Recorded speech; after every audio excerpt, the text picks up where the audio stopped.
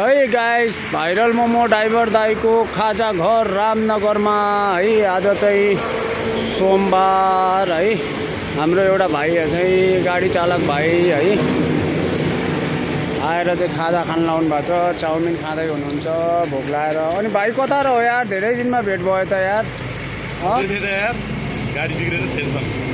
यो गाडी के भयो भाइको गाडी फेरि यार यसरी बिग्रेको यार? दुःख दियो दाइ, दुःख दियो धेरै। के भन्नु अब। ए अनि अहिले के ग्यारेजमा हो भाइ गाडी? ग्यारेजमा।